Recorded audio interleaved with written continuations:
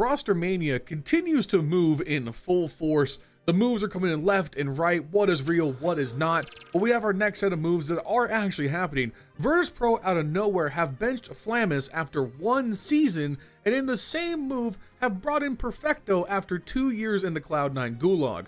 A move that has stunned the community so hard, I had to ask for some help on this breakdown. I am joined by Why Not. Tony, can you make any sense of this out the gate? Well, first of all, thanks for having me on one of these like little quick reaction kind of videos, because you and I, and as well as Vincent, have kind of just been yapping about every team right now, so it's fresh on the brain. But True. Can I make any sense of it? Yes, but does it make sense? No. it's like in 2 different fields of thought process that it may open up some opportunities, but it also closes a couple. So yeah. We're going to sit down and talk about it, what this means for Perfecto and Virtus.Pro, as well as where Flammus might end up now that he might be on the market.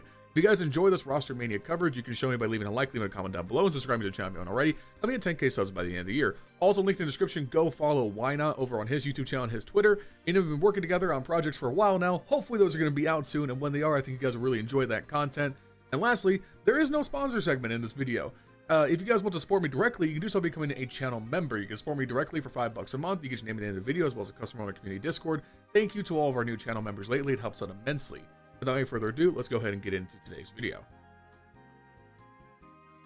So let's do like an elephant in the room thing really quick, you and I, because I want to ask your question here. So the elephant in the room is that everyone has been giving scrutiny to not Flammus but Electronic. Yes. And I want to first get your thoughts on what the move would have been if you could have made a change to Virtus.Pro. What would you have done now knowing what we know?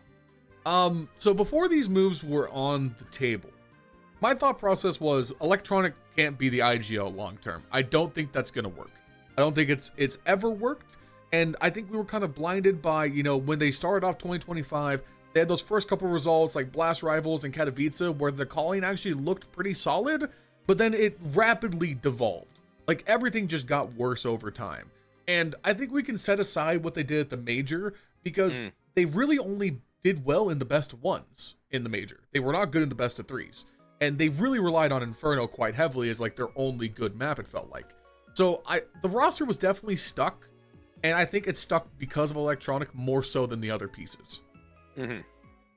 I was hoping it would be, and obviously I am Bubblesj's strongest defender, so this is like my go-to default. I'm cool with this one. I'm cool with this one. This one, to me, if you were not on board with Bubblesj to Spirit over Chopper, I feel like you would have to be on board with him going to VP because it's way less arguable, the difference in quality. So it's just like, they need an IGL that is an actual IGL and not a star player masquerading as one. And so keeping Electronic, it just seems like the wrong move. And listen, the whole move that was made is Perfecto joining over Flammus. I don't know if we outright said that yet, but... We have, yeah. But talking about the fact that we're doing a little bit of nepotism here, you know, we're bringing in Perfecto, who obviously is going to have that history with Electronic from Cloud9, from Na'Vi. He is not the alumni from one of those rosters I would have brought. I would have liked to have seen Bubblesj in here with Electronic at the end of the day if I could have picked between the 2 of them, because we know that Electronic can play well. That was never a question, because we've seen him with Bubblesj again after having been an in-game leader for long enough with Na'Vi Electronic, and then saying, you know what, I'm kind of done with that. I'm going to go link up with my brother in Bubblesj and bring Perfecto along with me. And to be honest, a serviceable roster for one that just lost Shiro.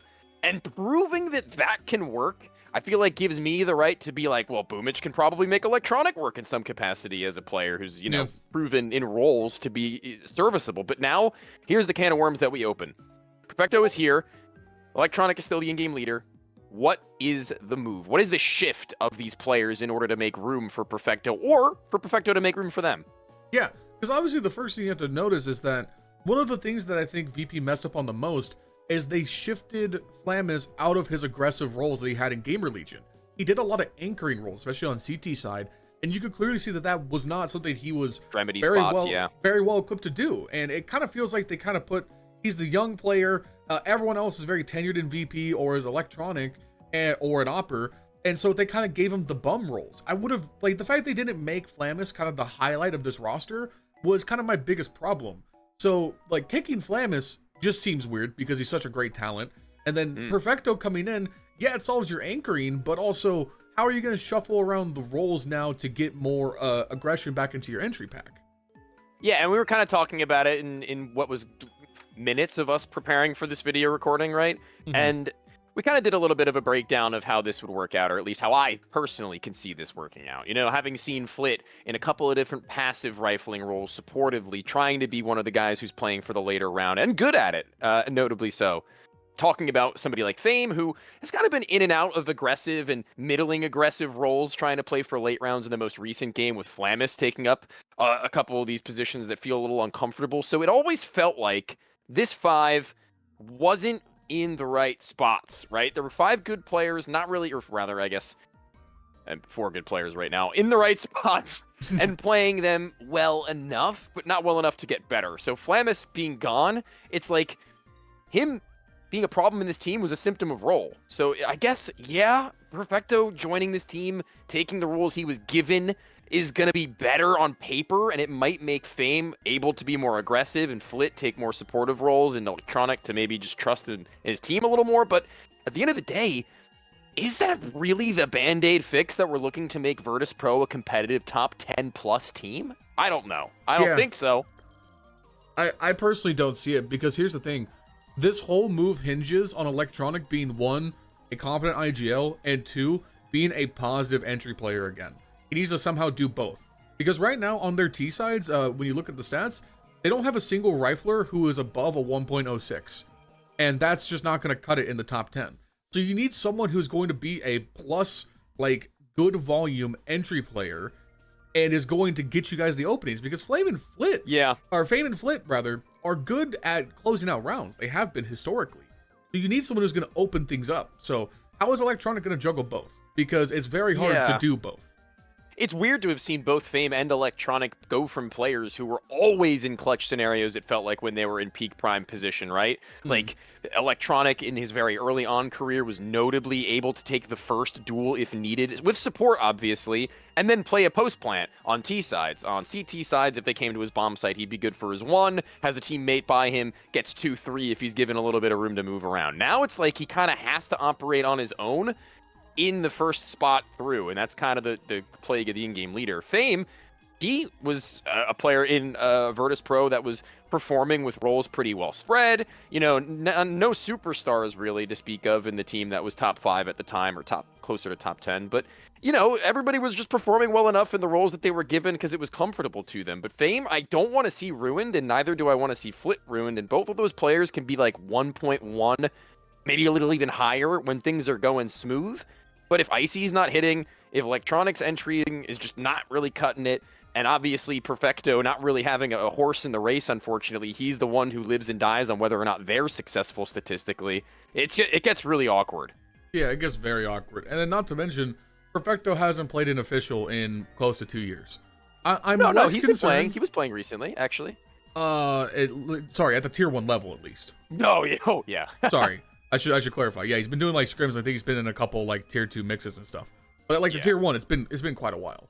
I'm less concerned about him being good, because I think he's just historically been good. I'm not that worried about it. But I think it is something worth shouting out, that he might be slow to get going after such a big break from tier 1. It's weird. That's the biggest takeaway from this video. This is weird. This is a weird set of circumstances, and it's confusing. Yeah. Again, it's the one that you can make sense of, but doesn't make sense. Yeah. You know what I mean? It's really hard to say that Perfecto will do bad and make this team worse, because I don't know if that'll be true. I don't really think it'll be true, if I'm being honest with you. I think they'll be about as good as they were, and I hope that they'll be a little bit better, but there's also a world they're a little bit worse. It's a very small, what would you say, like a very small margin of error and success for me to where they are now. But let's talk about the next part of what you were looking for. Yep. Where does Flammus go? Do you have any ideas of your own?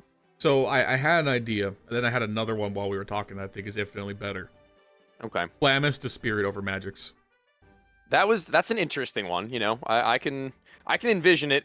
He might step on some toes with Donk also being a hyper aggressive player is the problem there, though, because both of them find their success in that playstyle. So is Flammus just going to get the shit end of the stick again? I would just or maybe he'll just follow Donk. I'd like to see them literally just follow up each other. I'd like to see them just be a two-man game. Like, kind of, like, I'd like to see them literally just move in a pack. Kind of like how the best what we saw out of Nico and Malbs, like on Inferno, for example, where Nico would be the spearhead and then Malbs would be like right behind him to clean up, like, kind of like vice versa. Like, I think you can have two aggressive players if they have the right cohesion.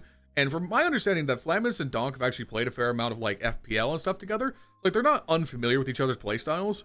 So I just feel like Flamus is just good. He's really, really good, and I want him to be on a good team. So it's either him, he goes there, or he goes back international, or maybe he goes to BetBoom. Those kind of feel like the realistic options. I was going to say, if I were to name, like, my top 3 no order, or just 3, it would be BetBoom for Axile, potentially. It would be a Paravision for Noda, perhaps, if they were looking to replace him, potentially, considering the reports that were going out from Overdrive saying that apparently Flit and Fame could have gone to Paravision. Which is probably not true now, which would be weird. No, I don't think so. I don't think so. And he probably would have been on the chopping block, Noda. I can only assume, not benching the new player they just spent money on. And the third one, which is a really, really sad turn of events, I think, that might just happen, is that Nemiga loses way to Spirit, and he just goes back right into the place that he got airlifted from Nemiga. Zwei joins in his place, and now Zwei is in the same spot he is and has to make it or break it in a new team. I don't know if he's going to be getting enough offers to the point where Nemiga wouldn't just be like, yeah, come back, because we know how to use you. You're literally the same player we had. And he would make Nemiga a lot better. There's no doubt about that. Well, would he, though? Because Zwei is the guy he's losing out on here. Sure, I just think Flamus is, at least for right now, better than Zwei until Zwei really breaks out into Tier 1. Okay. Yeah. Okay. I think Flamus did enough with Gamer Legion last year for me to be pretty confident in that. It's kind of like will Zwei break out and prove me wrong kind of a situation, whereas Flamus is a bit more of like a known quantity. Yeah. So, I mean, it wouldn't be bad. I mean, he would get a lot of opportunities with Nemiga to play and get into a lot of qualifiers. So, like, if there was no other option, it's like sit on the bench or not. I mean, yeah, it's like it's the choice to make for sure, in my opinion. It's just that Flamus only had one LAN with Nemiga where he got to do anything and got kind of stomped out by FlyQuest, farmed Steel Helmet, and then played mediocre against FaZe, whereas Zwei, if you want to talk about known quantities, this kid's been playing on LAN and he's been putting up numbers that are better than he was on LAN, which is kind of I just think that Flamus showed a lot of quality at Gamer Legion that I just want to see explored. I agree with that. I do concur with that. And if you're Nemiga and you're losing more so Zwei, at the time on it Nemiga works, specifically, right? But yeah. No, like that's true. Yeah, if you're Nemiga, it's like a no nonsense. Like, yeah, well, at least you're getting someone who's similar. I just hope that Flamus gets offers that are better than that. But I wouldn't be upset to see him there. I think that's actually probably the most logical thing to happen.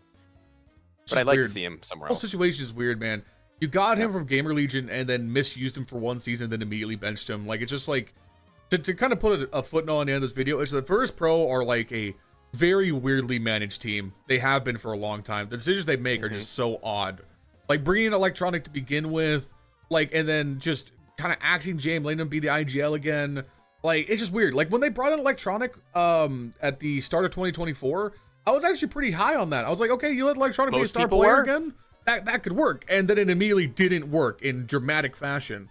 And letting him be the IGL, it's just like, I just don't know. I don't know what their decision-making is supposed to be. Bring James and Boomich together and save VP. There we go. That's the ticket. IGL Boomich, Opper James. It's been right in front of us this whole time, and we've been neglecting it. So Boomich to a Vanguard is what you're saying, or Paravision. Sorry, Paravision. Bring the Vanguard to you if you can't bring them to a Vanguard. Exactly. Well, I mean that's pretty much it. All I got. Yeah. Flamus gone. Perfecto in. Perfecto not going to Spirit. So those KRL rumors immediately struck down. RosterMania is crazy, and this is the #1 spot to be for me to react and be very confused about as the roster moves happen. So if you guys enjoyed this content, you can show me by leaving a like, leaving a comment down below, subscribing to the channel, and most of all, go follow Tony, because his Twitter takes are always correct, and you can find him on YouTube where he occasionally makes content. More coming soon. Thank you, Tony, for joining me today. I really appreciate it. For sure. Thank you. Like I said in the beginning of the video, there is no sponsor segment. So if you guys want to help support me directly, the best way to do that is by becoming a channel member. For $5 a month, you can support me. You get a little badge next to your name in the comment section. You get your name at the end of the videos, mostly in the description. You get a custom on our community Discord. Thank you to our channel members, Justin, Jesse, Furley, Milan Berta, Bubblesj, Dr. Cocktor, Patatas Kaftesi, PTR, B1 Games, Cody Foxworthy, JesseTiv, Vegt, I'm Flashbang, Snowy White, Rowdy, Vergil'sPlasticChair, SHOUTOUT 12, LBKcs, Snax Enjoyer, and our newest channel member, Crunchy Water. Thank you to everyone. Really appreciate it. Follow me on Twitch TV, LionHeartZ 2. I'll see you guys in another video. Peace.